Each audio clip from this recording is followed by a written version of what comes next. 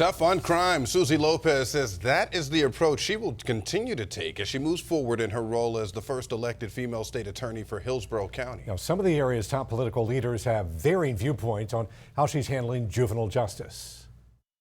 Why would you make a felony out of a child on their first offense? Why not go to a problem-solving court to see what the extenuating circumstances were? If it is deserving of a tougher penalty, I appreciate that about her, but if it's not and it's the first time, then I think she's being very fair about that, and I don't think that she's getting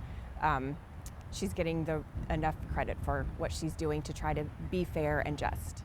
10 Investigates' Emerald Morrow spoke with Lopez one-on-one about her approach, zeroing in on the youth violence that's made big headlines in our community. When gunshots rang out in the crowded streets of Ybor City just over a year ago, 14-year-old Caden Abney was one of the people eventually arrested for the deadly shootout that robbed Harrison Boonstapple and Elijah Wilson of their lives. Is there anything in particular that you'd like me to tell them? As far as firing the gun that killed Harrison. Abney is now being charged as an adult. If you cause harm in our community, you shoot someone, God forbid you kill someone, you're going to be held accountable. You don't get a free pass anymore just based on your age. Newly elected state attorney Suzy Lopez has a tough on criminals approach to violent crime.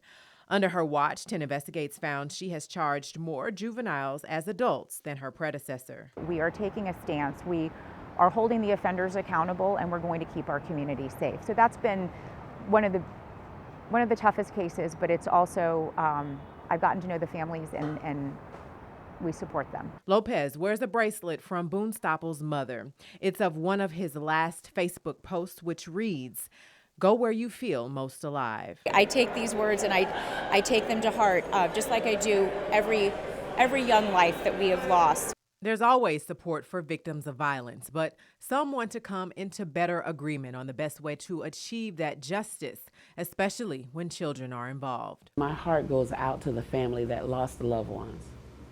But we,